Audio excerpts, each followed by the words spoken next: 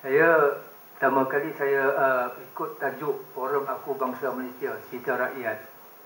Bagi bangsa Malaysia, sepatutnya saya boleh bercakap berbagai bahasa, tapi maaf saya hanya dapat menggunakan bahasa Melayu, bahasa Malaysia.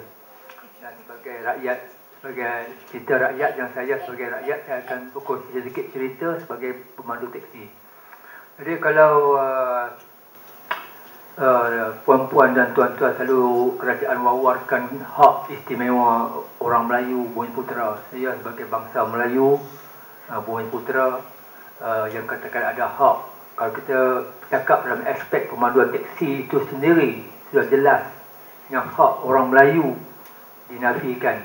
Bukan sekadar hak orang Melayu, sebenarnya kita tidak mahu bicarakan tentang hak orang Melayu, tapi kita bicarakan tentang hak bangsa Malaysia. Kan, baik Cina, baik Melayu, baik pun India, sebenarnya kita di peringkat bawahan tidak punya hak istimewa, bahkan hak sebagai bangsa Malaysia. Dalam isu teksi, dalam kes teksi umpamanya, kan, kalau kita kata orang Melayu punya hak, dan saya sebagai orang Melayu bahkan kita nak minta permit yang mengikut syarat pun kita telah dinafikan hak-hak kita, kan. So apa yang berlaku, hak pada saya, apa yang berlaku adalah hak orang-orang tertentu, mungkin amalan tepatnya adalah amalan kronisme. Walaupun orang Melayu dalam sektor teksi majoriti pemilik teksi adalah milik orang Melayu, tapi ianya dimonopoli oleh golongan-golongan yang dekat dengan pihak-pihak tertentu dalam politik. So bagi saya apa yang diwawarkan ataupun yang dilancarkan oleh Perdana Menteri kebelakangan ini adalah satu gimmick politik di mana diberikan saya. Sebenarnya kita bukan nakkan saya, yang pentingnya adalah nakkan permit. Dan kita mendesak kalau boleh saya dan hak tuan-tuan yang mana yang ada di sini supaya bersama untuk membela nasib bangsa Malaysia, rakyat Malaysia, khususnya di sektor pemanduan teksi ini. Sebab kita di teksi ini kita tidak tahu apa status kita yang sebenar. Kalau saya di Airport Limo dulu selama 2 tahun setengah pengalaman saya di Airport Limo, dia menggunakan istilah usahawan baru. Tapi apa yang dia nak createkan kita sebagai usahawan baru pun saya pun tak tahu. Selama 2 tahun setengah kita tak pernah dibentuk sebagai seorang usahawan baru pun. Apa yang ada adalah dasar-dasar kapitalis yang dia mana dia membolot ke semua, dia memeras kepada kita punya tenaga kita. Cuba tuan-tuan bayangkan 8 jam bekerja. 8 jam bekerja kita tak punya pendapatan. Rasanya mungkin perempuan tak faham, tuan-tuan tak faham apa maksud saya 8 jam kerja kita tak punya pendapatan. Maknanya kalau kita bekerja 8 jam, 3 trip untuk owner teksi Airport Limo, 8 trip, 3 trip. Maknanya dalam tempoh masa 3 trip itu makan masa 8 jam. Sebagai contoh, kita ambil perjalanan daripada airport ke Kuala Lumpur. Dia punya fare RM70 roughly.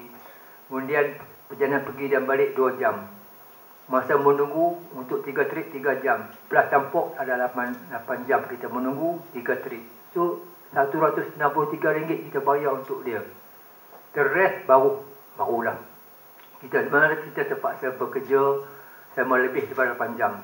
Bahkan kadang-kadang kita bekerja 24 jam untuk mendapatkan pendapatan kita. Jadi apa akan berlaku pada seorang pemandu itu? Akhirnya kita akan hilang alignment, bukan alignment kereta tapi alignment diri kita. Kita akan hilang balancing diri kita. Akhirnya akan berlaku kemalangan.